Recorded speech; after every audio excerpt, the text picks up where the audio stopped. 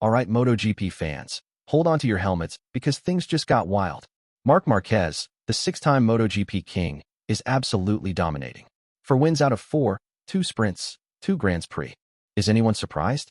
But here's the real question. Can anyone stop him? I mean, really stop him? Or are we looking at another Marquez era? And what about the controversy? A rookie disqualified? This is going to be a bumpy ride. Let's dive in. Let's break down the Argentina MotoGP. Marc Marquez clinched the victory, beating his younger brother Alex Marquez by a comfortable 1.362 seconds. Alex Marquez took second again. It seems the younger Marquez is becoming a regular on that second step. Franco Morbidelli surprised everyone with a third-place finish, his first podium since 2021. A well-deserved result after managing his tires brilliantly. Francesco Bagnaia finished fourth. Not the result he wanted, I'm sure, especially after being the reigning champion. Fabio Di Giannantonio rounded out the top 5, making it an all-Ducati affair at the front. Ducati's dominance is undeniable, folks. The battle between the Marquez brothers was the highlight of the race. Marc, as usual, started strong, but Alex capitalized on a small mistake on lap 4 to take the lead. For a few laps, it was blue leading red, a rare sight. Marc, however, wasn't going to let his younger brother steal the show. He stayed close, applying pressure, and eventually made his move with 5 laps to go. The pass at turn 5 was decisive, and Marc managed to pull away for the win. It was a tense and exciting battle, a true Marquez showdown. You could feel the tension in the air. Did Alex have a chance? Probably not. Marc was on another level. Let's give some credit to Franco Morbidelli.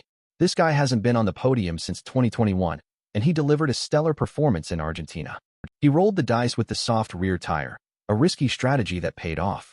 He managed to hold off Bagnaia in the closing stages, securing that coveted third-place finish. It was a masterclass in tire management and defensive riding. Morbidelli showed that he still has what it takes to compete at the highest level. A fantastic result for him and the VR46 team. Who saw that coming? Now, let's talk about the elephant in the room, Ai Ogura's disqualification. The Japanese rookie had a fantastic race, finishing 8th after starting from 15th on the grid. A truly impressive ride. However, after the race, his bike was found to have a technical infringement, leading to his disqualification. This is a tough blow for Ogura and the Trackhouse Aprilia team. All that hard work, gone in an instant. What was the infringement? Details are still sketchy, but it was serious enough to warrant a DQ. This is a harsh reminder that MotoGP is a sport of millimeters and milliseconds, where every detail matters. This also changes the championship standings, impacting other riders in the points. Justice or harsh reality? You decide. This is a massive shakeup.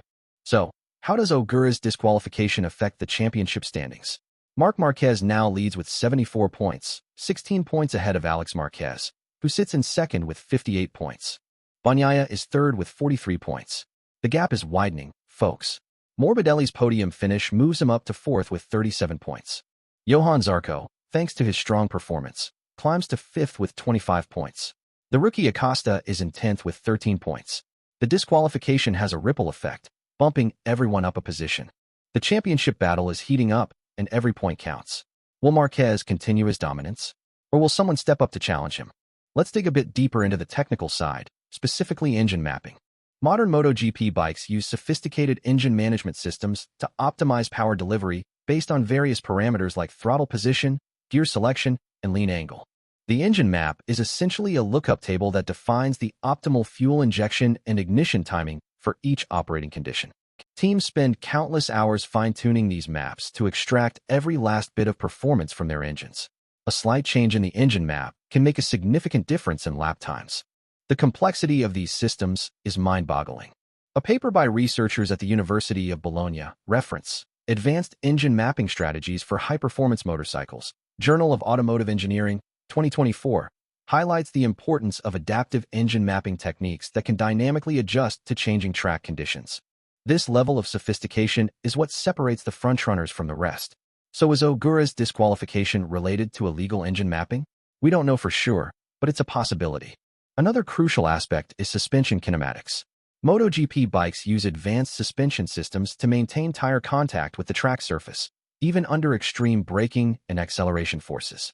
The suspension's geometry, or kinematics, determines how the wheel moves relative to the chassis. Optimizing the suspension kinematics is essential for maximizing grip and stability. Telemetry data is crucial for analyzing suspension performance and identifying areas for improvement. A well-designed suspension system can absorb bumps and vibrations, allowing the rider to maintain control and push the bike to its limits. So, could an illegal modification to Ogura's suspension have been the cause of the disqualification? Again, we don't have concrete evidence, but it's a factor to consider. It's all about the details. Finally, let's talk about aerodynamic fairings. MotoGP bikes are equipped with sophisticated aerodynamic packages designed to reduce drag and increase downforce. The fairings are carefully shaped to optimize airflow around the bike, improving stability and cornering performance. Teams spend millions of dollars developing and testing different aerodynamic configurations. The shape and size of the fairings are strictly regulated by the technical regulations. Any deviation from these regulations can result in disqualification. The aerodynamic performance of a MotoGP bike is a complex interplay of various factors, including the shape of the fairings, the position of the rider, and the speed of the bike. Could Ogura's team have made unauthorized modifications to their fairings? It's possible. The regulations are very strict for a reason. Here's where things get interesting. Some fans are arguing that rookies are often unfairly targeted for technical infringements. The argument is that established teams have the resources and experience to navigate the regulations more effectively, while smaller teams and rookies are more likely to make mistakes. Is there a bias? It's hard to say definitively, but the perception exists. The counter-argument is that the rules are the rules, and everyone should be held to the same standard, regardless of their experience or resources. No one is above the law, right? This is a debate with no easy answers. It boils down to fairness and equal opportunity. What do you think? Are rookies unfairly scrutinized? Another point of contention is whether Aprilia, as a manufacturer, is doing enough to ensure that its satellite teams are compliant with the technical regulations. Trackhouse Aprilia is a relatively new team, and they may not have the same level of technical support as the factory team. Some argue that Aprilia has a responsibility to provide its satellite teams with the necessary resources and expertise to avoid these kinds of situations. The counter-argument is that each team is responsible for its own compliance, and Aprilia cannot be held accountable for the mistakes of its satellite teams. It's a question of responsibility and oversight. Did Aprilia fail Trackhouse? It's a tough question to answer. The paddock is buzzing with this debate. To verify these claims, we need more transparency in the technical inspection process. MotoGP should consider releasing more detailed information about the specific infringements that lead to disqualifications. This would help to dispel rumors and speculation and ensure that the process is fair and transparent. Furthermore, MotoGP could implement a system of random audits to ensure that all teams are complying with the regulations. This would help to level the playing field and prevent teams from pushing the boundaries too far. The goal is to maintain the integrity of the sport and ensure that the best rider wins, not the rider with the most rule-bending team. So what's next for MotoGP? Marc Marquez is clearly the man to beat, but the championship is far from over. Alex Marquez, Bagnaia, and Morbidelli are all capable of challenging for wins. The rookie Acosta is showing flashes of brilliance, and it's only a matter of time before he's fighting for podiums. The Ogura disqualification serves as a reminder that anything can happen in MotoGP. The next race at the Circuit of the Americas will be crucial. Can anyone halt Marquez's momentum in Austin? It will be exciting to watch. This season is shaping up to be one of the most unpredictable in recent memory. Don't miss it. In conclusion, the Argentina MotoGP was a race filled with drama, excitement, and controversy. Marc Marquez's dominance, Morbidelli's podium, and Ogura's disqualification have set the stage for an intriguing season. MotoGP is more than just a race. It's a complex interplay of technology, skill, and strategy. The future of the championship is uncertain, but one thing is for sure. It will be thrilling to watch. Now, I want to hear from you. What do you think about Ogura's disqualification? Was it fair? And who do you think will challenge Marquez for the championship? Let me know in the comments below. Don't forget to like and subscribe for more MotoGP analysis and updates. Stay tuned, race fans.